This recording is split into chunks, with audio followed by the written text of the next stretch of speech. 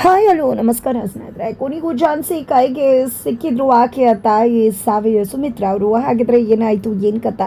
ಈ ಕಡೆ ತಾಯಿಗೆ ಆಕ್ಸಿಡೆಂಟ್ ಮಾಡಿಬಿಡ್ಲ ಝಾನ್ಸಿ, ಜೊತೆಗೆ ತುಳಸಿಯ ಕಥೆ ಒಡಿಸ್ ಅಂತಲೇ ಹೇಳ್ಬೋದು. ಹಾಗಿದ್ರೆ ಏನಾಯಿತು, ಏನು ಕಥೆ, ಇದು ಎಲ್ಲವನ್ನ ಕೂಡ ತಿಳ್ಕೊಬೇಕು ಅಂದರೆ ಈಗಲೇ ನಮ್ಮ ಈ ಚಾನಲ್ನ ಸಬ್ಸ್ಕ್ರೈಬ್ ಮಾಡಿ, ಹಾಗೆ ಒಂದು ವಿಡಿಯೋವನ್ನು ಪೂರ್ತಿಯಾಗಿ ನೋಡೋದನ್ನು ಯಾವುದೇ ಕಾರಣಕ್ಕೂ ಕೂಡ ಮರಿಬೇಡಿ.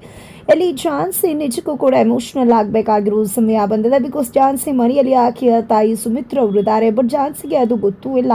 ಝಾನ್ಸಿಗೆ ಇಟ್ಟಂಥ ಆ್ಯಪಲ್ಸನ್ನು ತಾನೇ ತಿಂದುಬಿಡ್ತಾರೆ. ಇದರಿಂದ ಸರ್ವೆಂಟ್ ಮೇಲೆ ರೇಗ್ದಂಥ ಝಾನ್ಸಿ ನಿಜಕ್ಕೂ ಕೂಡ ಸರ್ವೆಂಟ್ನ ಬಯೋಕೆ ಶುರು ಮಾಡ್ತಾರೆ. ನನ್ನಿಂದಾಗಿ ಆಕೆ ಬಯಸ್ಕೋಬೇಕಲ್ಲ, ನಿಜ ಹೇಳೋಣ ಅಂತ ಸುಮಿತ್ರ ಅವರು ಮುಂದೆ ಬರ್ತಾರೆ. ಬಟ್ ಅಷ್ಟರಲ್ಲಿ ತುಳಸಿ ಎಂಟ್ರಿ ಆಗುತ್ತೆ. ತುಳಸಿನ ನೋಡ್ತಿದ್ದಾಗೆ ಹೆದರ್ಕೊಂಡಂಥ ಸುಮಿತ್ರ ಅವರು ಹಿಂಬದಿಯಲ್ಲಿ ಔಸ್ಕೊಂತಾರೆ. ಹಾಗಿದ್ರೆ ಇದು ನಿಜಕ್ಕೂ ಕೂಡ ತುಳಸಿ ಮನೆಯನ್ನ? ಹಾಗಿದ್ರೆ ಹೀಗೆ ತುಳಸಿ ಮಗಳ, ಅಯ್ಯೋ ನಾನು ಏನು ಮಾಡಿದೆ, ಬೆಂಕಿಯಿಂದ ಬಾಂಡ್ಲಿಗೆ ಬಂದು ಬಿದ್ನಲ್ಲ, ಇಂಥ ರಾಕ್ಷಸಿ ಮಗಳು ರಾಕ್ಷಸಿನೇ ಆಗಿರ್ತಾಳೆ, ಇವಳ ಹತ್ರ ಬಂದು ನಾನು ಒಳ್ಳೇದು ಮಾಡು, ಸಹಾಯ ಮಾಡು ಅಂತ ಕೇಳೋಕೆ ಬಂದಲ್ಲ ಅಂತ ಅಂದ್ಕೊಂಡಲ್ಲ ಸುಮಿತ್ರ ಅವರು. ಯಾರಿಗೂ ಕಣ್ಗೂ ಕೂಡ ಬೀಳದಾಗೆ ಅಲ್ಲಿಂದ ಎಸ್ಕೇಪ್ ಆಗ್ತಾರೆ. ಎಸ್ಕೇಪ್ ಆಗೋ ಸಮಯದಲ್ಲಿ ಅವ್ರ ಹತ್ರ ಒಂದು ಕಾರ್ಡ್ ಇರುತ್ತೆ. ಬಿಕಾಸ್ ಅದೇ ಆಶ್ರಮದಲ್ಲಿ ಅವರು ಮೊದಲಿದ್ದದ್ದು, ಅದೇ ಆಶ್ರಮದ ಕಾರ್ಡನ್ನು ಇಟ್ಕೊಂಡಿರ್ತಾರೆ. ಬಟ್ ಅದನ್ನು ಝಾನ್ಸಿ ಮನೆಯಲ್ಲಿ ಕಳ್ಕೊಂಡ್ಬಿಡ್ತಾರೆ. ಈ ಕಡೆ ರಾಯ್ ಕೈಗೆ ಆ ಒಂದು ಕಾರ್ಡ್ ಸಿಗತ್ತೆ. ಝಾನ್ಸಿ ಮೇಡಮ್ದಿರ್ಬೋದು ಅಂತ ಅಂದ್ಕೊಂಡಿದ್ದೆ. ರೂಮಲ್ಲಿರ್ತಕ್ಕಂಥ ಝಾನ್ಸಿ ಬಳಿಗೆ ರಾಯ್ ಬರ್ತಾರೆ. ಬಂದಿದ್ದ ಕಾರ್ಡನ್ನು ಕೊಡ್ತಾರೆ. ನೋಡಿ ಮೇಡಮ್, ನಿಮ್ಮದೇ ಕಾರ್ಡು ಬಿದ್ದಿರ್ಬೋದು ಅನ್ಸುತ್ತೆ, ಯಾವುದೋ ಆಶ್ರಮದ್ದು ಅಂದಾಗ ಆಶ್ರಮದ ಕಾರ್ಡ ನಾನು ಯಾಕೆ ಇಟ್ಕೊಳ್ಳಿ ಅಂತ ಹೇಳಿ ಕಾರ್ಡನ್ನು ನೋಡ್ತಿದ್ದಾಳೆ. ಅದೇ ಮೇಡಮ್, ನಿಮಗೆ ಯಾರಾದರೂ ದುಡ್ಡು ಕೊಡಿ ಅಂತ ಬಂದಿರೋರು ಕಾರ್ಡ್ ಇಸ್ಕೊಂಡಿರ್ಬೋದು ನೀವು ಅಂತ ಹೇಳಿ ರಾಯ್ ಹೇಳಿದಾಗ, ಆ ರೀತಿ ಯಾರು ಬಂದರೆ ನಾನು ಅಲ್ಲೇ ದುಡ್ಡನ್ನು ಡೊನೇಟ್ ಮಾಡಿಬಿಡ್ತೀನಿ, ಅಂಥದ್ರಲ್ಲಿ ಯಾಕೆ ವಿಸಿಟಿಂಗ್ ಕಾರ್ಡ್ನ ತೊಗೊಂಡು ಬರಲಿ ನಾನು ಅಂತ ಹೇಳಿ ಝಾನ್ಸಿ ಹೇಳ್ತಾರೆ. ಆಗ ರಾಯ್ಗೂ ಕೂಡ ಹೌದು ಅನ್ಸುತ್ತೆ. ಬಟ್ ಆದರೂ ಕೂಡ ಹೇಗೆ ಈ ಕಾರ್ಡ್ ಬರೋದಕ್ಕೆ ಸಾಧ್ಯ ಅಂತ ಯೋಚನೆ ಮಾಡಬೇಕಿದ್ರೆ ಕಾರ್ಡನ್ನು ತಿರುಗಿಸ್ತಾಳೆ ಝಾನ್ಸಿ. ಆಗ ಸುಮಿತ್ರ 18 ಅಂತ ಬರ್ತಾ ಇರತ್ತೆ. ಅದನ್ನು ನೋಡಿದಂಥ ಝಾನ್ಸಿಗೆ ಅಚ್ಚರಿ ಆಗುತ್ತೆ. ಇದರಲ್ಲಿ ಸುಮಿತ್ರ ಅಂತ ಬರ್ತದೆ ಅಂತ. ಅದಕ್ಕೇನು ಮೇಡಮ್, ಸುಮಿತ್ರ ಅನ್ನೋ ಹೆಸರು ನೋಡಿ, ನೀವು ಯಾಕೆ ಇಷ್ಟು ಎಮೋಷ್ನಲ್ ಆಗ್ತಿದ್ರ ಅಂತ ಹೇಳಿ ರಾಯ್ ಹೇಳಿದಾಗ, ಸುಮಿತ್ರ ಅನ್ನೋದು ನನ್ನ ತಾಯಿ ಹೆಸರು ರಾಯ್ ಅಂತ ಹೇಳಿ ಝಾನ್ಸಿ ಹೇಳಿದಾಗ, ಸಾರಿ ಮೇಡಮ್ ಅಂತ ಹೇಳಿ ರಾಯ್ ಕೂಡ ಹೇಳ್ತಾರೆ. ತುಂಬ ಎಮೋಷ್ನಲ್ ಆಗ್ತಾಳೆ ಝಾನ್ಸಿ. ನನ್ನ ಅಮ್ಮನ ಒಂದು ಹೆಸರು ಸಿಕ್ಕಿದೆ, ಇದರಿಂದ ಏನೋ ಇದೆ ಅಂತ ಅನ್ನಿಸ್ತದೆ. ಖಂಡಿತ ಈ ಆಶ್ರಮಕ್ಕೆ ನಾನು ಹೋಗಲೇಬೇಕು ಅಂದಾಗ, ನೀವು ಯಾಕೆ ಮೇಡಮ್ ಹೋಗಬೇಕು ಅಂತ ರಾಯ್ ಹೇಳ್ತಾರ.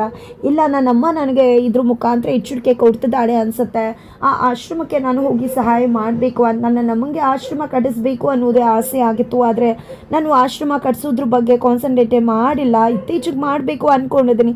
ಕನ್ಸಲ್ಲಿ ಕೂಡ ಬರ್ತಿದ್ದಾರೆ. ಇದನ್ನೆಲ್ಲ ನೋಡಿದ್ರೆ ನನಗೆ ಯಾಕೋ ಅಮ್ಮನೇ ಸೂಚನೆ ಕೊಡ್ತಿದ್ದಾಳೆ ಅನಿಸುತ್ತೆ.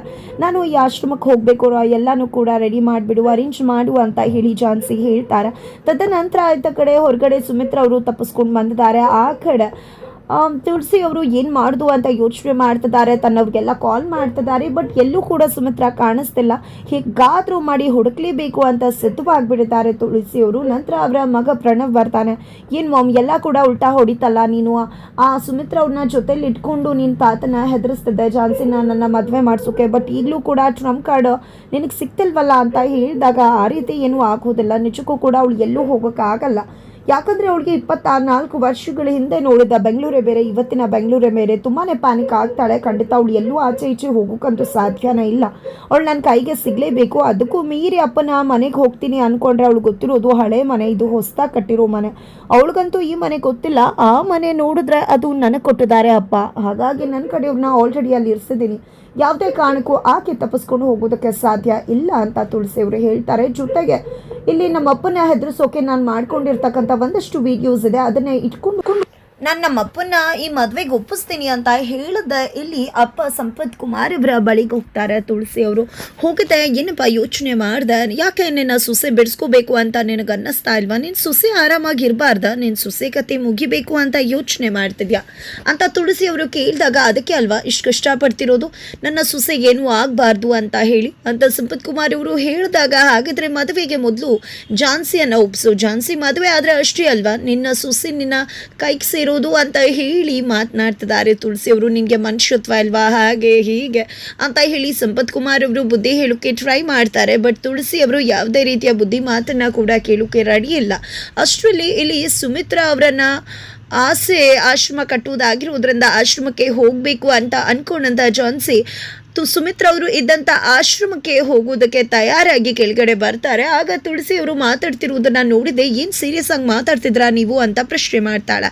ಆಗ ಇಲ್ಲಿ ತುಳಸಿ ಅವರು ಆ ರೀತಿ ಏನಿಲ್ಲ ಝಾನ್ಸಿ ಅಂದಾಗ, ಇಲ್ಲ ನೀವೇನೋ ಸೀರಿಯಸ್ ಆಗಿ ಮಾತನಾಡ್ತಾ ಇದ್ರಿ, ಏನು ವಿಷಯ ತಾತ ಅಂತ ಝಾನ್ಸಿ ಕೇಳಿದಾಗ, ಅಯ್ಯೋ ಅದನ್ನು ನಾನು ಹೇಳ್ತೀನಿ, ನನ್ನ ಮಗಳ ಫಾರಿನಲ್ಲಿದ್ದಾಳಲ್ವ, ಅವಳನ್ನು ಕರ್ಸ್ಕೋ, ಹೇಗೋ ಮಾಸ್ಟರ್ ಡಿಗ್ರಿ ಕಂಪ್ಲೀಟ್ ಆಗ್ತದೆ, ಸುಮ್ಮನೆ ಯಾಕೆ ನೀನು ಅಮ್ಮನ ಪ್ರೀತಿಯಿಂದ ಆಕೆಯನ್ನು ದೂರ ಇರಿಸ್ತೀಯ ಅಂತ ಅಪ್ಪ ಹೇಳ್ತಿದ್ರು. ಆದರೆ ನಾನು ಎಜುಕೇಷನ್ ಇದೆ, ಅಲ್ಲೇ ಇರಲಿ ಅಂತ ಹೇಳ್ತಿದ್ದೆ ಅಂತ ಹೇಳಿ ತುಳಸಿ ಅವರು ಹೇಳಿದಾಗ, ಈ ಕಡೆ ಝಾನ್ಸಿ, ಹೌದು ತಾತ ಹೇಳ್ತಿರೋದ್ರಲ್ಲಿ ಅರ್ಥ ಇದೆ, ಮಕ್ಕಳಿಗೆ ತಾಯಿ ಪ್ರೀತಿ ಸಿಗಬೇಕು, ನನಗೇನೋ ಅದೃಷ್ಟ ಇಲ್ಲ, ಆದರೆ ಪಾಪ ನಿಮ್ಮ ಮಗಳು ಕೂಡ ಯಾಕೆ ತಾಯಿ ಪ್ರೀತಿಯನ್ನು ಕಳ್ಕೋಬೇಕು, ಖಂಡಿತವಾಗ್ಲೂ ಆಕೆಯನ್ನು ಕರೆಸಿ ತಾಯಿ ಪ್ರೀತಿಯನ್ನು ಕೊಡಿ ಅಂತ ಹೇಳ್ತಾಳೆ. ಈ ಕಡೆ ತುಳಸಿ ಅವರು, ಖಂಡಿತ ಝಾನ್ಸಿ ನೀನು ಹೇಳ್ತಿರೋದ್ರಲ್ಲಿ ಖಂಡಿತ ಅರ್ಥ ಇದೆ, ಸರಿ ಆಯಿತು, ನಾನು ನನ್ನ ಮಗಳನ್ನ ಕರ್ಸೋಕೆ ಒಪ್ಕೋತೀನಿ ಅಂತ ತುಳಸಿ ಅವರು ಕೂಡ ಹೇಳ್ತಾರೆ. ಹೌದು, ಎಲ್ಲಿಗೆ ರೆಡಿಯಾಗಿ ಬೆಳಬೆಳಗ್ಗೆ ಹೋಗ್ತಿದ್ಯಮ್ಮ ಅಂತ ಹೇಳಿ ಅಪ್ಪ ತಾತ ಕೇಳಿದಾಗ, ಅದು ತಾತ ನಾನು ಇಂಪಾರ್ಟೆಂಟ್ ಕೆಲಸದ ಮೇಲೆ ಒಂದು ಆಶ್ರಮಕ್ಕೆ ಹೋಗ್ತಿದ್ದೀನಿ ಅಂತ ಹೇಳ್ತಾರೆ. ಆಶ್ರಮಕ್ಕೆ ಇಂಪಾರ್ಟೆಂಟ್ ಕೆಲಸನ ಅಂತ ಹೇಳಿ ತಾತ ಕೇಳಿದಾಗ, ಹೌದು ಇಂಪಾರ್ಟೆಂಟ್ ವ್ಯಕ್ತಿಯನ್ನು ಭೇಟಿ ಮಾಡೋದಕ್ಕೆ ಹೋಗ್ತಿದ್ದೀನಿ ಅಂತ ಹೇಳಿ ಆಶ್ರಮದ ಹೆಸರನ್ನ ಹೇಳ್ತಾಳೆ. ಆಶ್ರಮದ ಹೆಸರನ್ನ ಹೇಳ್ತಿದ್ದಾಗಲೇ ತುಳಸಿ ಬೆಚ್ಚಿ ಬೀಳ್ತಿದ್ದಾರೆ. ಅದ ಕಡೆ ಪ್ರಣವ್ ದಾರಿಯಲ್ಲಿ ಅದೇ ಆಶ್ರಮ ಹುಡ್ಕೊಂಡು ಹೋಗ್ತಿದ್ದಾನೆ. ಅಲ್ಲಿ ಸುಮಿತ್ರಾ ಅವ್ರು ಕೂಡ ಹೋಗ್ತಿರ್ತಾರೆ. ಈ ಆಶ್ರಮ ಎಲ್ಲಿ ಬರುತ್ತೆ ಅಂತ ಕೇಳಲಾಗಿ ಇಲ್ಲಿ ಸುಮಿತ್ರಾ ಅವರು ಬಚ್ಚಿಟ್ಕೊಂಡು ಹೋಗೋಕೆ ನೋಡ್ತಾರೆ. ಯಾಕೆ ರೀತಿ ಬಚ್ಚಿಟ್ಕೋತಿದ್ಯಾ, ಆಶ್ರಮದ ಹೆಸರು ಕೇಳಿದ್ರೆ ಎಲ್ಲಿ ಬರುತ್ತೆ ಅಂತ ಪ್ರಣವ್ ಹೇಳಿದಾಗ, ಇಲ್ಲೇ ಬರುತ್ತೆ, ನನಗೆ ಅರ್ಜೆಂಟ್ ಆಗಿ ಮನೆ ಕೆಲಸ ಇದೆ, ಅದೇ ಕಾರಣಕ್ಕೆ ಹೋಗ್ತಾ ಇದ್ದೀನಿ, ಇಲ್ಲ ಓನರ್ ಬೈದ್ ಬಿಡ್ತಾರೆ ಅಂತ ಸುಮಿತ್ರಾ ಅವರು ಹೇಳ್ಬಿಟ್ಟು ಅಲ್ಲಿಂದ ತಪ್ಪಿಸ್ಕೊಂಡು ಹೋಗ್ತಿರ್ತಾರೆ. ಇದರ ನಡುವೆ ರಾಘುವನ್ನ ಕೂಡ ಝಾನ್ಸಿ ಕರೆಸ್ಕೊಂಡಿದ್ದಾಳೆ ಆಶ್ರಮಕ್ಕೆ ಹೋಗ್ಬೇಕು ಅಂತ. ಹಾಗಾಗಿ ರಾಘು ಮತ್ತೆ ಝಾನ್ಸಿ ಇಬ್ರು ಕೂಡ ಕಾರಲ್ಲಿ ಆಶ್ರಮಕ್ಕೆ ಹೋಗ್ತಿದ್ದಾರೆ. ಆಶ್ರಮಕ್ಕೆ ಹೋಗ್ಬೇಕಾದ್ರೆ ಝಾನ್ಸಿ ತುಂಬಾನೇ ಡಿಸ್ಟರ್ಬ್ ಆಗಿದ್ದಾಳೆ. ಈ ಕಡೆ ರಾಘು ಯಾಕೆ ಏನು ಅಂತ ಕೇಳಿದ್ರು ಕೂಡ ಇಲ್ಲಿ ಝಾನ್ಸಿ ಏನನ್ನ ಕೂಡ ಮಾತನಾಡ್ತಿಲ್ಲ.